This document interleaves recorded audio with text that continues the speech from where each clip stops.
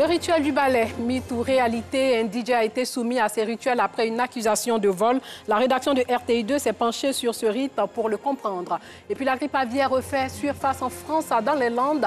En quelques semaines, plus de 200 000 palmipèdes, les cygnes, oies et canards ont été abattus et 400 000 autres sont en passe de l'être. Bonsoir et bienvenue dans le journal. En Afrique, l'on a bien souvent recours à des pratiques mystiques pour résoudre certaines situations conflictuelles. Tenez par exemple, pour démasquer un voleur, certains se tournent vers des personnes qui utilisent des balais. Mais parfois, la boule de cristal, plutôt, les balais se trompent. Et des personnes sont accusées à tort. Parmi ces cas de figure, l'affaire des Versailles qui défraie la chronique. Anicette Conan a rencontré les deux parties pour comprendre. Allez, si c'est moi de Versailles pris, il faut serrer moi.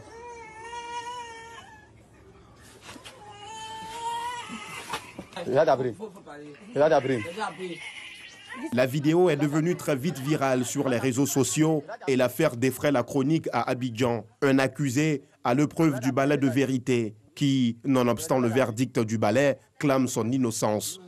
En Côte d'Ivoire, cette pratique est bien courante et bien connue. Sur quoi repose-t-elle? Est-elle fondée? Pour en savoir davantage, direction Port-Boué, à quelques encablures du cimetière municipal. Nous retrouvons Dame Zerbo, la praticienne de la vidéo. Avant de s'ouvrir à notre équipe de reportage, elle interroge sa science. Si le reportage que vous venez faire est vrai et que ça passera à la télévision, que ce balai serre le cou de cette jeune fille. Aminata Zerbo, 75 ans, est convaincue que le reportage sera diffusé. Elle accepte donc de répondre à nos questions. C'est mon arrière-grand-mère qui m'a montré. Il y a très longtemps de cela. Je ne gauche pas de poulet, ni rien, ni de mouton. C'est le balai simple. J'invoque le nom de Dieu. S'il y a une vérité dedans, que le balai laisse.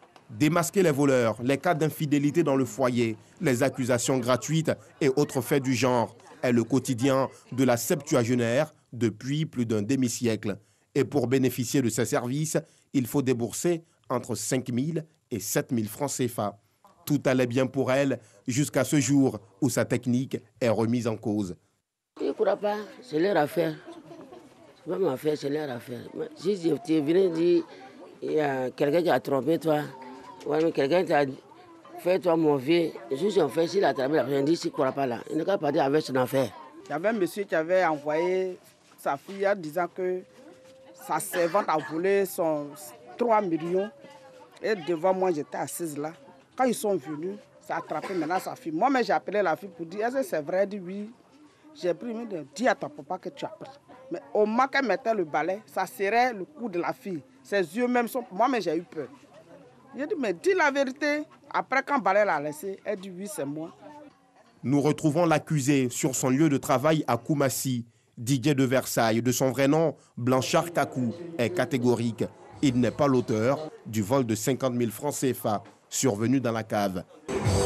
La présence, voilà, le gérant m'a convoqué, là-bas, c'était plus fort que moi. Parce que si je ne me rendais pas là-bas, c'était la honte totale pour moi. Donc il faut que je me rende là-bas, c'est pourquoi j'ai pris le transport.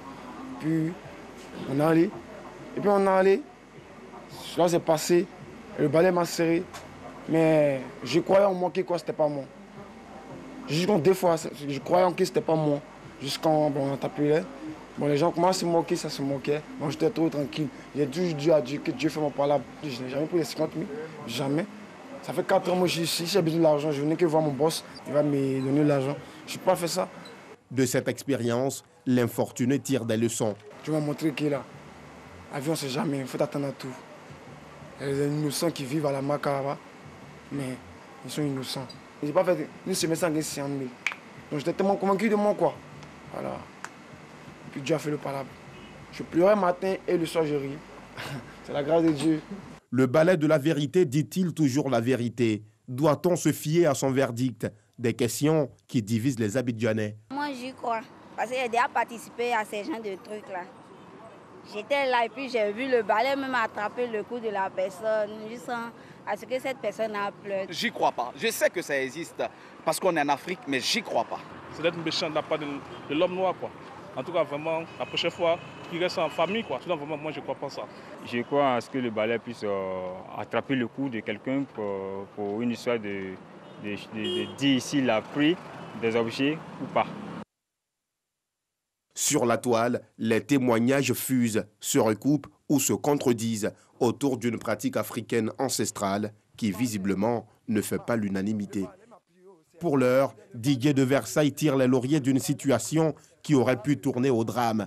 Des salons de beauté lui offrent gracieusement des soins et des particuliers de l'argent. De quoi renforcer l'adage selon lequel, à quelque chose, malheur est bon.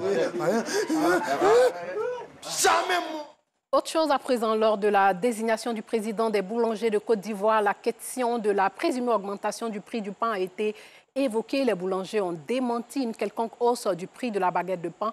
Les populations peuvent donc être rassurées. Le prix du pain restera inchangé, ne connaîtra pas de hausse le 15 janvier. Comme à ses habitudes, Bamamadou se rend ce matin à la boulangerie pour acheter du pain. Comme lui, ils sont nombreux à suivre la même routine. Oui, c'est toujours le même prix. Ne pas changer le prix d'abord. Ici, le prix du pain reste inchangé. Contrairement à la rumeur il y a 2 semaines selon laquelle le prix du pain passerait de 150 francs à 350 francs. Le propriétaire n'a pas donné l'ordre de changer. Le prix n'a pas changé. On est toujours à 150 francs. Pour rassurer la population, le haut patronat de la boulangerie et pâtisserie de Côte d'Ivoire s'est rassemblé. Le prix du pain, il y a une procédure spéciale pour changer le prix du pain. Et donc, le prix du pain est de 150 francs et il n'y a pas d'augmentation prévue le 15 janvier. Donc, le prix demeure 150 francs. À l'issue de cette rencontre, Amadou Koulibaly a été élu président de l'organisation. Sa priorité, l'assainissement du secteur. Dans un premier temps, nous allons essayer d'assainir notre milieu, sensibiliser nos pairs, n'est-ce pas, aux bonnes pratiques du métier, mais en même temps, revendiquer auprès des gouvernants la réglementation du douane. Le mandat du nouveau président est de 4 ans, renouvelable qu'une seule fois. Sur toute l'étendue du territoire national, l'on compte plus de 1500 boulangeries et pâtisseries. Parlons éducation. Les enseignants musulmans de Côte d'Ivoire s'impliquent dans l'amélioration du système éducatif. Réunis au sein de l'Union nationale des enseignants musulmans de Côte d'Ivoire, ils ont organisé à la Bibliothèque nationale leur 3e congrès ordinaire. C'était dans la commune du Plateau. L'UNMC appelle à une prise de conscience collective et individuelle pour une meilleure qualité de l'enseignement en Côte d'Ivoire. Paga Sorokone de Madongi.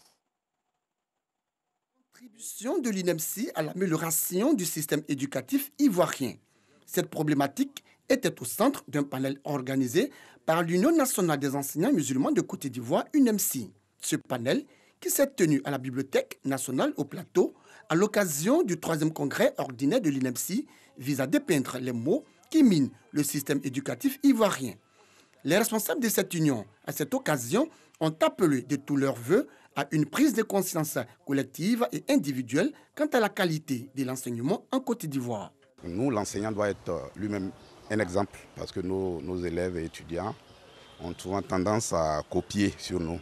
Donc, moraliser le système éducatif ivoirien à travers le modèle de l'islam, voilà, en montrant le bon comportement, s'éloigner de la tricherie, de la fraude, conscientiser nos élèves. Le message des responsables de l'Union nationale des enseignants musulmans de Côte d'Ivoire et des panélistes bien perçus par enseignants, étudiants et parents d'élèves. Au sortir de là, c'est de dire aux collègues de faire sérieusement leur travail. Ne pas souvent écouter les parents. Parce que souvent, quand bien même tu veux bien faire, quand le parent vient pleurer en face de toi, tu te vois obligé de faire ce qu'il te demande. Et au sortir de là, vraiment, l'enfant, il avance, mais il n'apprend rien en fait. Ce 3e congrès ordinaire de l'UNMC a bénéficié du soutien d'Idrissa Koné, conseiller spécial du président de la République Alassane Ouattara et du ministère de l'Éducation nationale. Nous savons qu'il y a beaucoup de déviations aujourd'hui de nos collègues enseignants. Je pense que tous ces actes-là peuvent être éradiqués si l'Union nationale des enseignants musulmans se donne pour mission de moraliser le corps enseignant. L'UNMC, sa mission, contribuer au bien-être spirituel, moral et matériel de ses membres, créer des relations de solidarité, de fraternité et d'unité entre les acteurs du secteur éducation-formation de Côte d'Ivoire, promouvoir la scolarisation et le maintien de la jeune fille à l'école, promouvoir la création d'établissements confessionnels islamiques de référence, entre autres. Elle est composée d'enseignants préscolaires, primaires, secondaires et supérieurs, d'inspecteurs pédagogiques, d'orientation et d'éducation, de conseillers pédagogiques et extrascolaires, mais également d'éducateurs spécialisés, des collèges et des lycées. Le Premier ministre burkinabé Christophe Joseph Marie Dabiré reconduit à son poste. En poste depuis janvier 2019, Christophe Marie Dabiré, économiste et ancien commissaire chargé du commerce, de la concurrence et de la coopération de l'Union économique et monétaire ouest-africaine, avait adressé sa démission et celle du gouvernement burkinabé le 28 décembre dernier au lendemain de l'investiture du président Roch-Marc Kaboré, réélu pour un second mandat, suivant ainsi la procédure habituelle après les législatives couplées à la présidentielle. Et puis le Soudan a signé aujourd'hui un accord de normalisation avec Israël et obtenu simultanément une aide financière des États-Unis à la suite du récent retrait de Khartoum de la liste américaine des États accusés de financer le terrorisme. L'accord a été signé à Khartoum en présence du secrétaire américain du Trésor. Parallèlement, le Soudan a signé mercredi, c'est-à-dire aujourd'hui, avec les États-Unis, les accords dits d'Abraham sur la normalisation des relations diplomatiques de ce pays à majorité musulmane avec Israël, selon l'ambassade américaine à Khartoum. La dette extérieure du Soudan est d'environ 60 milliards de dollars. Le retrait du Soudan de la liste noire faisait partie d'un accord comprenant la normalisation de ses relations avec Israël. Et puis la grippe aviaire refait surface en France, dans les Landes, selon un représentant des petits éleveurs de canards dans le sud-ouest de la France. La situation est préoccupante. En quelques semaines, plus de 200 000 palmipèdes, c'est-à-dire des cygnes, oies ou canards, ont été abattus et 400 000 autres sont en passe de l'être. L'épizootie de grippe aviaire s'accélère dans les Landes. 200 000 canards déjà abattus et 400 000 en passe de l'être. Jusqu'à samedi matin, il y avait un lot de canards ici, un autre derrière. Et voilà, donc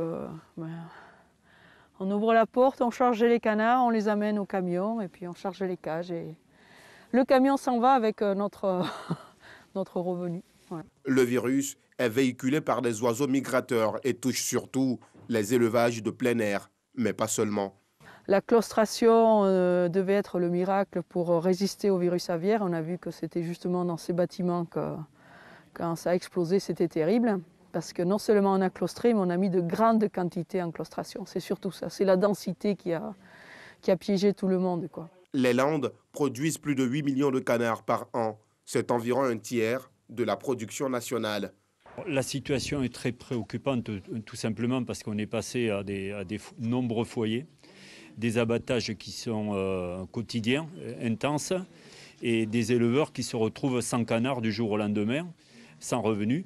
Donc on va vers des drames humains, un peu comme on a connu en 2017. Voilà, c'est la fin de ce journal. Merci de l'avoir suivi.